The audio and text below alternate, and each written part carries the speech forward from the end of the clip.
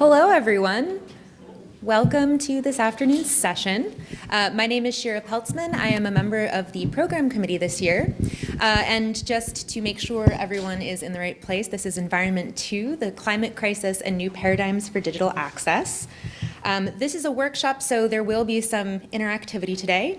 And in light of that, I just want to remind everybody that this conference does have a code of conduct, and that can be accessed via the app and on the website. So you've all agreed to it already, so you should be familiar with it. But if you need a reminder, please don't hesitate to check it out. I also want to give a brief reminder that when we're doing kind of sharebacks, to please use the microphones that I will be running around the room or that will be passed around the room. It makes it a lot easier. This is being recorded, and so that's for reasons of accessibility, but also for just the general user experience. And with that said, I'm going to go ahead and hand it over to the hosts of this workshop and let them introduce themselves. Thank you. Afternoon, everyone. So this workshop aims to explore climate justice and how strategies and activisms relate to digital preservation with a kind of focus on access, but broadly we're trying to make those connections. And we are going to do a lot of interactivity in this, just to warn you. There's not a lot of us talking at all. Before we do, just let us introduce ourselves and why we think it's important for us to be here and how it relates to our work. So I'll go to Anna first. Thank you. So I'm Anna McNally, and I'm the Senior Archivist at the University of Westminster. And my interest in this area really comes from a very much of a personal basis. My family are kind of hippies, basically, grew up growing their own vegetables, making their own clothes. And so I've had 40 years of panicking about climate crisis, and I'm now watching it come true. So it's great to have an opportunity to finally bring that panic into my workplace as well. Thank you, Anna. Yes, my name's Rachel MacGregor, and I am Digital Preservation Officer at the University of Warwick in the UK. For me, well, I didn't grow up as a hippie, although my dad did grow vegetables. But yeah, I don't think there's anybody in the room who does not have anxieties over the climate and recognises that the climate crisis is real. So for me, it's important both at home but equally in the workplace to try and see a way to kind of make a difference. And I think particularly my background is working with traditional analogue archives, and there are particular challenges obviously around the management of physical collections. But in the digital sphere, I'm conscious that everything that we are collecting, curating and making accessible has a very sort of immediate environmental impact. It's not as passive as maybe a storage or a building is. So again, that's for me, it's really important that in my work I'm able to take action on that. Thank you. I'm James. I'm the Director of Digital Humanities at the University of Southampton. And I guess my perspective on this comes from thinking about practices within digital projects and how we can evolve those practices to embed climate justice within them, but also from pedagogies. So working in university, working with undergrads who want to their modules and their teaching and their education, the humanities, to be increasingly threaded with things around the climate crisis, thinking about that. So I, for example, starting a new module this year on data environmentalism, which has got good sign-ups, so it suggests people want to do it. I also co-founded the Digital Humanities Climate Coalition, and the reason we're doing this today to some extent is because that happened and then we started chatting, and then there was a sense that a lot of what we're doing in the Digital Humanities Climate Coalition overlaps with digital preservation in many ways, and it seemed that practitioners in these spaces might need or want spaces to have these conversations for themselves as opposed to being collapsed into other efforts. I'm just briefly going to introduce a little bit of framing before we go about that kind of stuff. One thing we wanted to make very clear at the start is that we're not scientists. This is my colleague, Joe Walton, is the only person I know who was at COP26 and is a wonderful humanities embedded climate communicator. We are not scientists, we aren't engineers working on green tech, we aren't developing climate mitigations, but we trust the peers who we work with. And we know that given the intersecting emergencies that we need to amplify and act and respond and things like Digital Humanities Climate Coalition are a response to that, including, for example, earlier this year we published a researcher guide to data management plans, and we're currently working on a toolkit which we're hoping communities like this might be able to adapt for their own work, because there's obvious overlap there. We also, very briefly, in terms of framing the climate emergency, need to think about sort of metaphors for why we would do this and kind of things we can go back to. If we accept that 1.5 degrees is lost and we're blowing through 2, we need clear tools to guide our action. One of those that Joe likes to use is the carbon bathtub. We need to stop the tub overflowing and ideally to reduce the water level. We're pouring in more CO2 than the waste pipe can handle. So either we need to increase the size of the waste, or we need to decrease the flow from the tap, or both. And at present, there are major political impediments to doing both, some of which are described here on the screen. But organisations and communities can still act. And I say organisations and communities because I think it's very important to recognise that ideas like the carbon footprint were invented by the fossil fuel industry with advertisers who originally used the same strategies for sort of disinformation around tobacco, for example. And there's lots of great historical research that shows that. So although we do have individual responsibilities, these things really do sit with organisations and communities. Of these, stopping the tap is what activists, scientists and campaigners advocating that we need to do to reduce the size of the flow, to radically reduce the amount of things we make and the stuff we use rather than fixate on fantasies of circular economies, carbon capture and miracle tech. And given that the digital preservation community has lots of experience of false technological dawns, I hope that would ring true with you. So these are some of the frameworks, I guess, which we're thinking about why this would happen. So digital preservation uses energy, uses equipment, creates stuff, creates demand, draws on expertise around appraisal, has experience of energy efficient practices, tape, is well positioned to encourage climate justice orientated practice because of that interlinking around digital technologies and research practices, and has friends, I think, in quite high places, and so potentially could be a starting point for how this community might choose to act. We're going to do this in 3 parts. We're going to start with a warm-up session where you'll do some stuff together and you won't feed back to the group altogether, but we'll collect your outputs and we'll do some work after the session to compile them. And we'll come back to the end again about things we're going to do after the session. We're then going to move on to a proper kind of breakout where you'll do some stuff on Jamboards, and it will help if you have someone near you with the Jamboard app on their phone or a laptop with internet access. And then we'll come back for a bit of a plenary discussion at the end, in which hopefully we hope to hear from you and think about actions we could reasonably take forward within this particular community. And we're going to try and fit all that in within the next 80 minutes. And we'll also try and fit a break in if people look like they really need one. And I also recognise there was a wonderful session just before lunch that I was unable to go to because I was in here another session in which some of these things might have been discussed and some of you might have been there and taken ideas and inspiration from there as well. So hopefully there'll be some intersections between the two. So, the first warm-up task. Am I introducing this? Do you want me to do it? You can do it. Okay. Right, okay, so I think warm-up sounded scary to me. It's not, you know, it's not a terrible thing. So we handed out some little post-it notes, and that's just for you to kind of capture your thoughts on. I've got more here, and they're dotted around. So we wondered if you could just, either, well, on your own, but either in pairs or in threes or, you know, however you're sat. We're not, you know, too precious about it. Get together and... I've lost my thread now. Or Choose one. Choose one of them, that's right, choose one of them. So choose one of these and start thinking around. You see, I haven't got my notes in front of me. Yeah, you yes. It's really an opportunity for you to kind of start framing the kind of questions that you might have. So when we got together to discuss this, we one of the things we were talking about is, you know, what questions do we not have an answer to? And one of the examples I gave is that I manage a large collection of Chinese propaganda posters, which I have digitized in high resolution and made available online.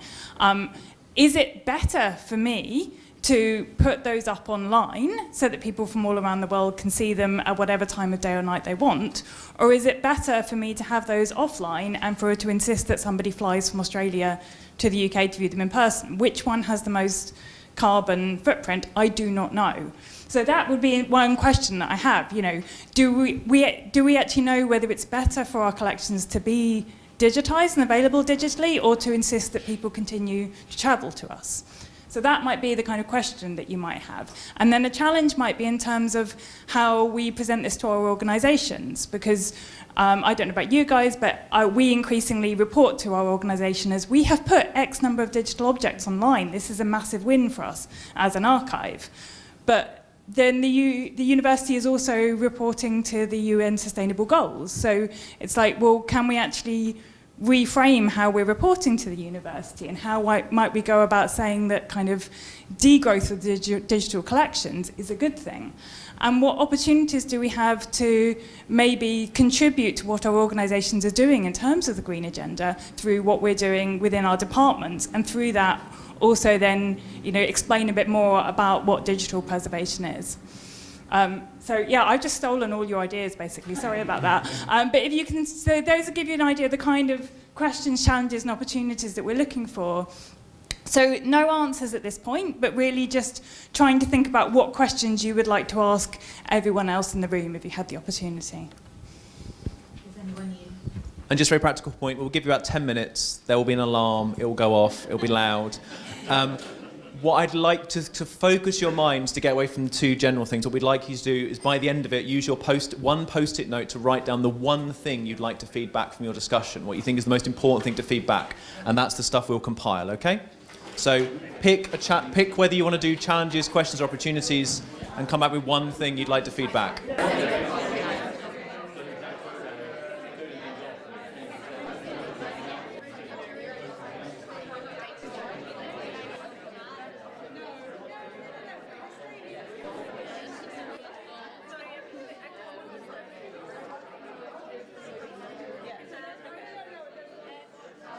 Started with these words, and we'll try and go from there. And we're not doing any like handwriting recognition software or anything. This will be sitting on a hotel typing them up.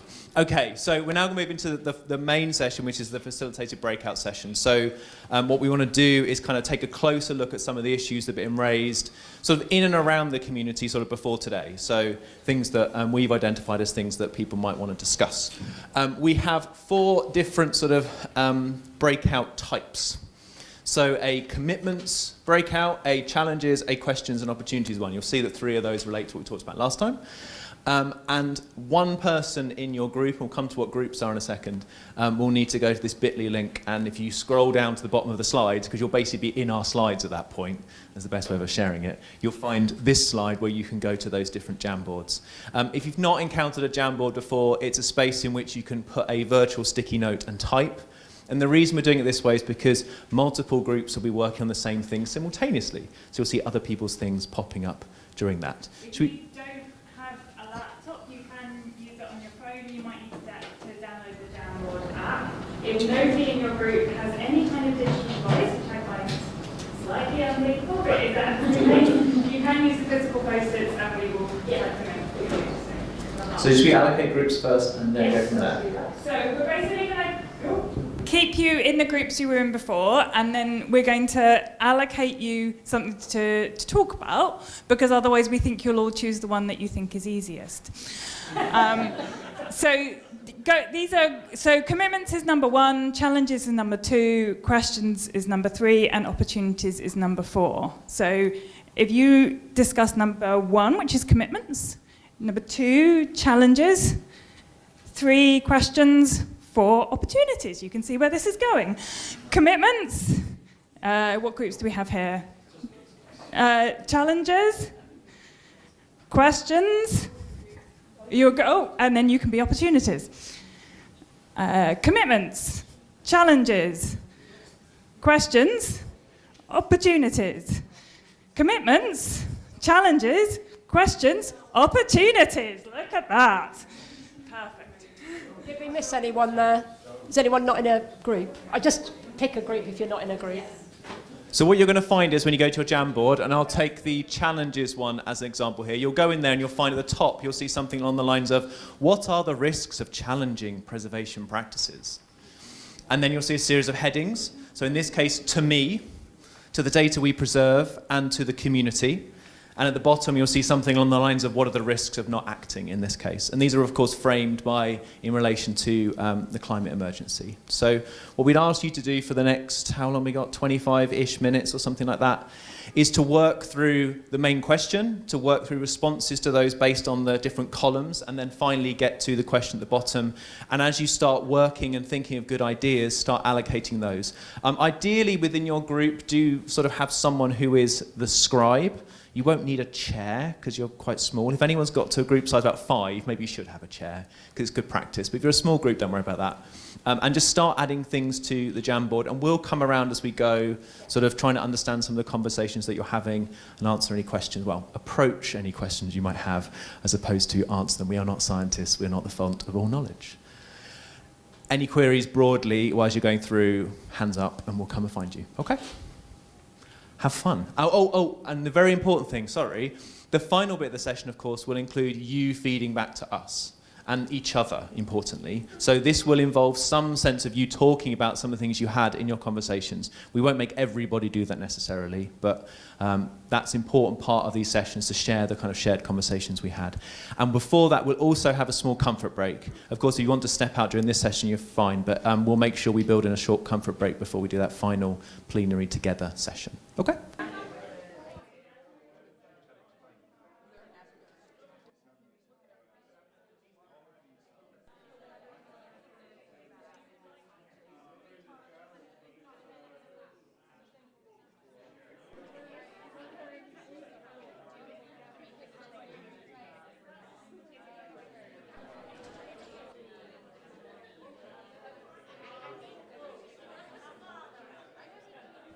Okay, so in this final session, we just want to draw together some of the things you talked about, just so we can share among us, and then think about sort of agreed actions or agendas or priorities for a community like this and start working towards that.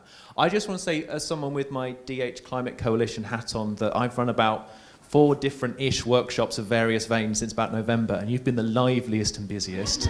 So do give yourself a proper pat on the back for that one. So I'm going to hand over to Rachel to start that off. Thank you. Right, okay, so we're going to start with commitments. So can those of you who were those groups, just stick a hand in the air. I'm going to pick on one of those groups, this one, because they're near. That's fine. So could I ask you just to read out the headline question and then just pick one thing, a top thing. Crumbs, that's difficult. There's lots on there. Oh, I see. Yeah, what we're talking about here is developing an advocacy strategy aimed at raising awareness of the issues with practitioners, researchers, and organisations. So lots of different interested parties. So the very first thing I think we got to was identify the interested parties, and that got a bit of support as well from other groups, which also kind of involves a stakeholder analysis and understanding who it is you're actually trying to advocate to. Will that do? I just had a request that you stand up when you're speaking because we are... Hello, did you catch that? Yes. You don't want me to do that again, do you? No. Okay, and have we got another group of commitments? Go on, don't be shy. I should just say the other groups, this group are looking at actions to take in a week, a month, and a year. Right, over here. View commitments. Yeah, I think I'd be delegated to stand up for this group. Yeah. Is this? Oh, there we go. That's close enough. Yeah. So the chain of tasks that we came up with is to do with committing to making some measurements about what the costs of our actions in terms of carbon costs is. So we've got an action which is to get some actual measurements, and then we got some that follow on from that for reduce the impact of the thing that we've determined to be the most expensive.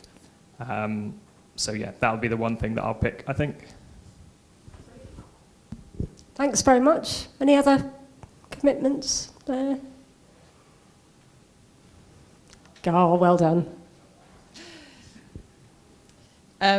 Yeah, so thinking about what we'd do in like the first month, I guess, we talked about getting buy-in from senior management and aligning it with any kind of strategies around sustainability that were already within the organisation. That's it.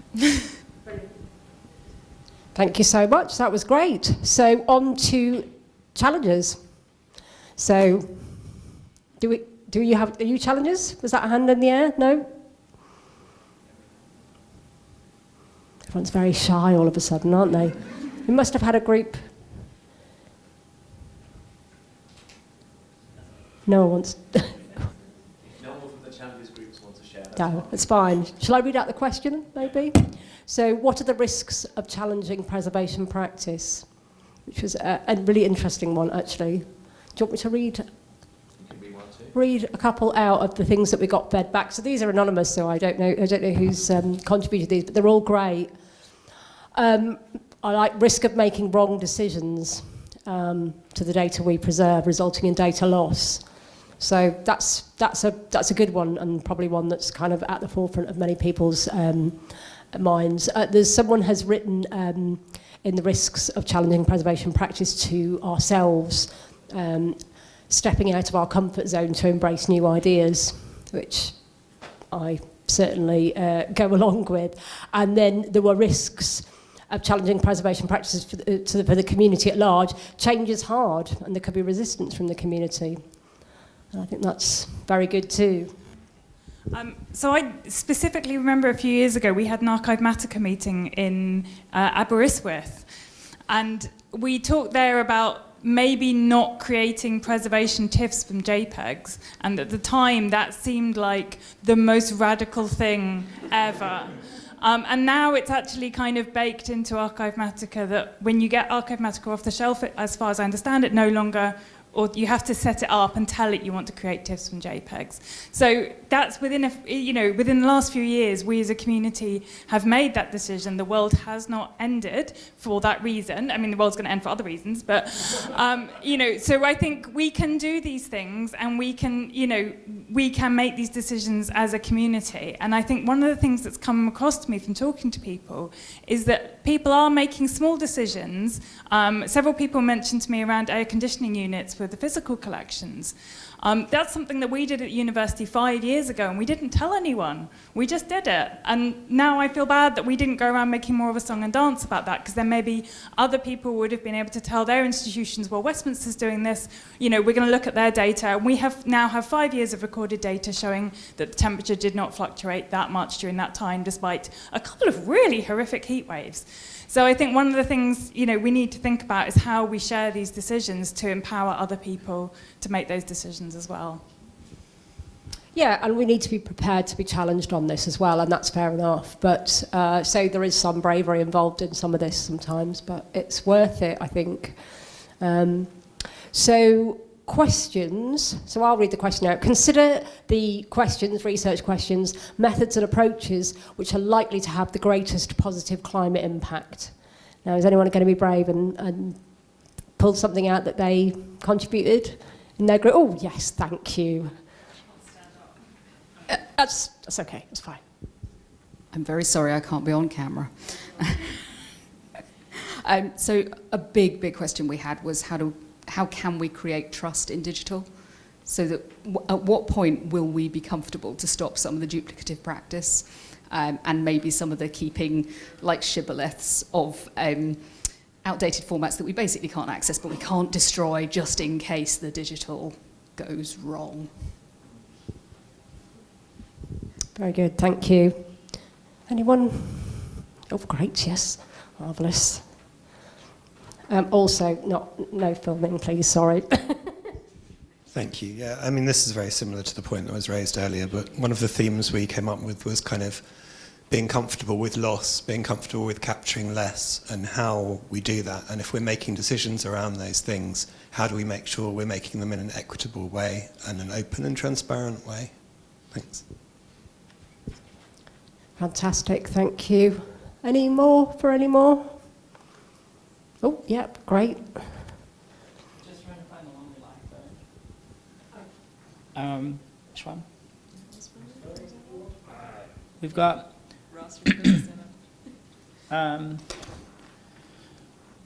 Do we need to balance user interest with access? Oh yeah, that's a good. Do we need to balance user interest and access with environmental impact? So, reduce. If I get this right, reduce.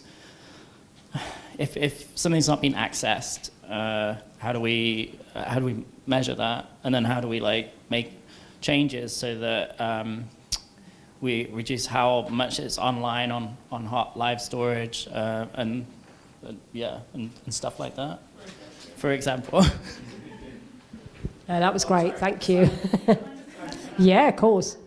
So that's something, for those of you who are in research data, that will be quite normal, the idea that if something isn't accessed, you either take it offline or you delete it. Whereas within archives, that's obviously, the idea of deleting stuff is pretty horrific, but also we have different patterns of use where, something might go out of favour for 50 years and then come back in. So I think the important thing is sharing these discussions between different disciplines, so that we understand that, there are different approaches to this. And it might not be that we take those ideas from those other disciplines, but the important thing is understanding that there are different practices. Brilliant. And the final board was identifying who we need to influence. So who and how, why and when. So that was quite a lot in there. Any groups want to share anything that they brought from that, or I can share from the board if you're feeling shy. Oh, is that a hand? Oh, brilliant, thank you. Should I stand? Yes, please. Okay. We talked about the need to influence local decision makers, whoever controls the budget and makes the decisions, and also the need to influence suppliers and vendors. If you're looking for energy efficient solutions or responsible solutions and no one offers them, that's a problem. But if you raise your voice and maybe bring a little pressure, you can perhaps encourage vendors to bring those products to market. In terms of how, some of it is just raising awareness of the issue among decision makers. Why? Because if we don't solve some of these problems, they are going to hurt us in the long run. And when to do this? All the time and yesterday seem to be two of the big answers. Great, thank you. Any more for that? No? Okay. How are we doing? Thank you all. We got 15 minutes left. I just want, as a brief thank you, to thank all of those who didn't, under the risks of not acting only right, we all die. Because that is important, but also to think of things like people talk about reputational risks, for example, of the field not acting. Things like the disruption might be caused to the systems we rely upon by weather events being more rapidly accelerating as a result of not acting. So thinking practically in those senses as well. So in the last few minutes we have left, we've just got a couple of things we want to do. So the first, we just want to talk a little bit about actions that, as the organisers of this thing, we will take out of this particular session. So the first thing is we will type up those sticky notes that you sent to us, and we'll put them in a space which you can then share. We will email those of you who've put your email down on the incredibly GDPR compliant piece of paper we handed around. And we'll BCC. In the first instance, just to kind of email around the action points that came out of this and any links that we have. We're also going to put together some kind of short Zotero library of resources we talked about between us in the preparation of this. and also probably write some kind of blog post. But I always feel like saying you do that's quite optimistic. But that might just be like a bunch of screen grabs of the Jamboards and some summaries of the kind of the key things that people talked about. Within that kind of communication, we'll also write something about what might a future version of this look like at another iPres or similar kind of conference or event. And that probably is the opportunity where, as organisers, and particularly those who are more digital preservation-y aligned than me, might want to start thinking about who are the people who might, out of this community, join with other people to kind of start pushing these agendas forward, ensuring that they remain on the conference strands of places like this. That sounds like all the things that we thought about. I did wonder if anyone in the room wants to suggest anything that they think the organisers of this session should do after this session that we've not just mentioned. Hello, I'm one of James's colleagues from the University of Southampton. One thing which I'd encourage probably DPC to consider is working with the procurement consortia. So I'm thinking about, Southampton as part of the Southern University's procurement consortia, because they are working increasingly in the area of environmental impact and sustainability. And we heard earlier today about learning from other sectors about how we might be able to engage more effectively, and certainly influencing the supply chain when it comes to technology companies, publishers, vendors of all kinds. That stuff around data in order for us to do forecasting and modelling to inform our future decision making is really quite key. So I think procurement consortium might be an opportunity not to be missed. Thank you. And going back to something Anna said earlier about things that we might have done locally that we didn't share that we thought we might have. One of the things I did at the University of Sussex years ago when I was on the digital preservation steering group, for some reason they put me on there, was I just kept asking the question, do we know where the servers are and how they're powered from our cloud providers? And that was kind of the most impactful question I think I ever asked, because I asked it more than once, and in the end it led to a different way of doing procurement based on different set of metrics. Even the university had declared a climate emergency, but some things were not acting in response to that. So thank you, I've added that to the list. Was there anything else that people in the room thoughts that they would like this group of people who've just stood in front of you for an hour and a half to do as a result of this session?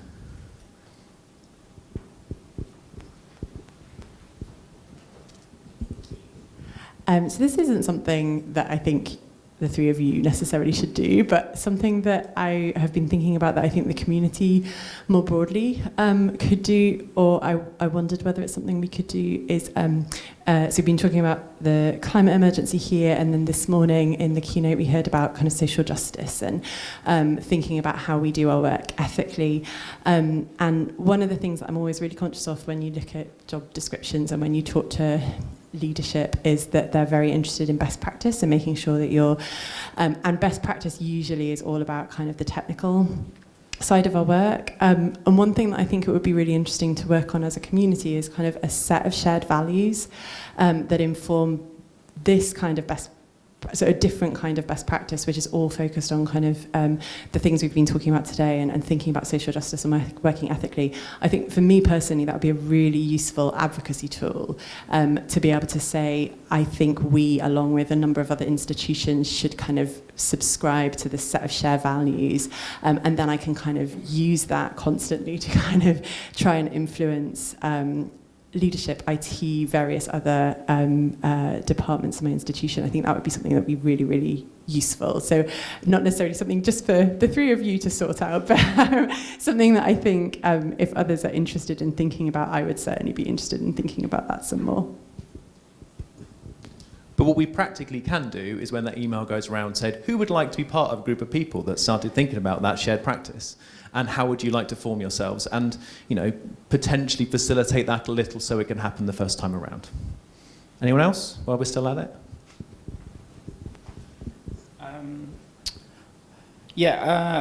I think I wanted to just firstly amplify what Anna said about sharing statistics. That would be, if there was a standard way of everyone could do that in a safe and nice way, that would be cool.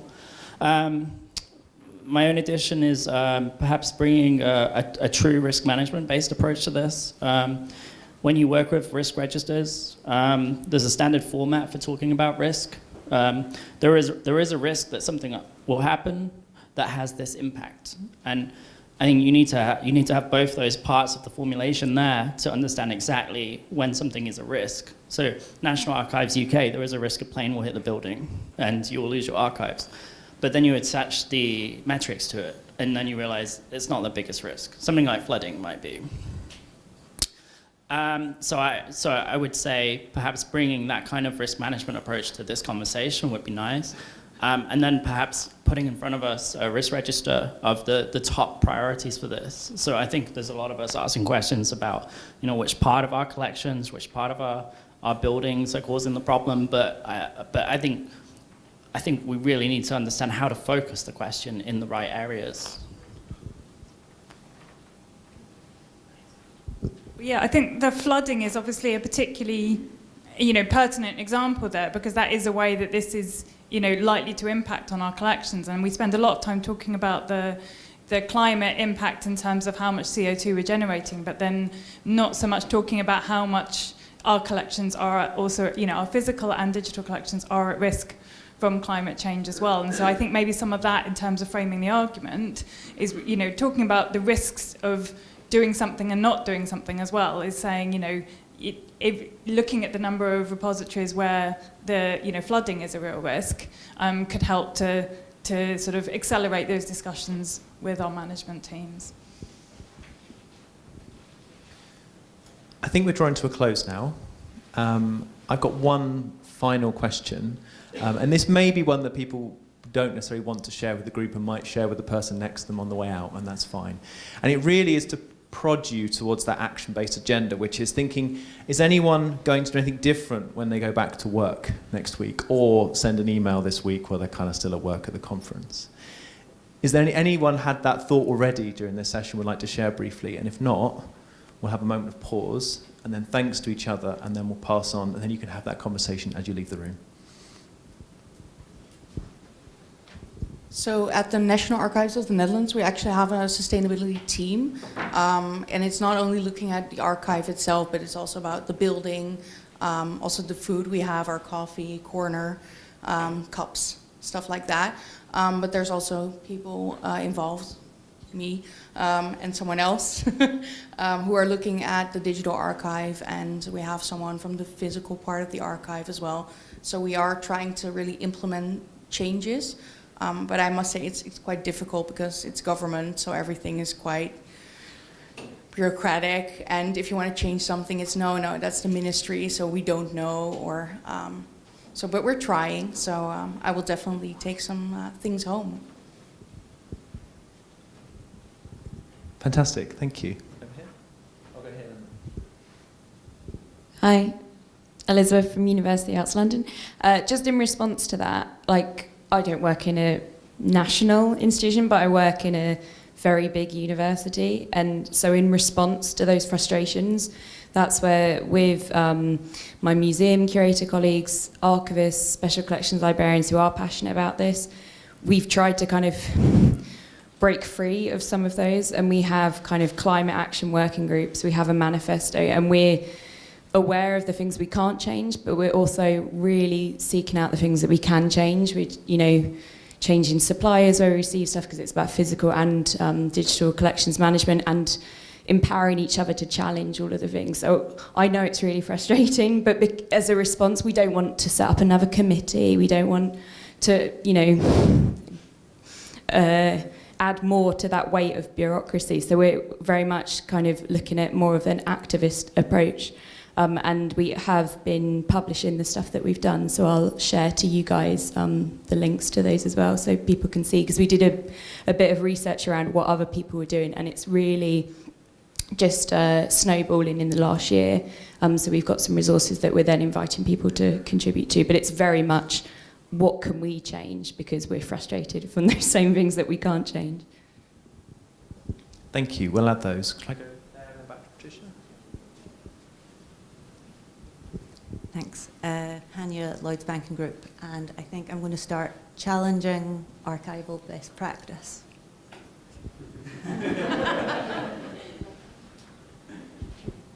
Mine is a little bit pedestrian maybe, but we have a sustainability group at Tate as well, and I would just love to share your Jamboards with them, because there's lots of ideas there. Thank you. I think we need to double check them to check no one's written anything on there that sort of identifies them as an institution, and then we can probably do that. So yeah. Any final ones before we close? One more. So one of the other research questions that we had was, are our ethics and standards fit for purpose in this area? And the answer is no. And I know that because I run one of the standards. I run Archive Service Accreditation in the UK, and it'll be 10 years old next year, and it's time to review it. And it currently doesn't say anything about sustainability. So I'm starting, well, actually 2 weeks ago, but let's say for the purposes of this workshop, I'm starting now to collect ideas about how we can change that and what would actually be useful and productive in terms of needs of heritage collections in the UK. So please come and find me. They're all fantastic. Do you want to close, Anna? No. I thought I'd share, but no. Okay. Do you want to close? I'll close. There you go. Yeah, so thank you. That was a really great session, and we did warn you that it was you that was going to be doing the work at this session. We've obviously got takeaways, which you just mentioned. We've got homework to do. I hope everybody does, though. I hope everybody's like going away thinking about the one thing, or maybe the several things they can do, because we're not each. All together we're going to make a difference, but not each on our own. So yes, we'll be sharing the outputs. Thank you for sharing those email addresses and so on. And thank you, just a big thank you for everyone, because the workshop is, all of you taking part. So thank you very much.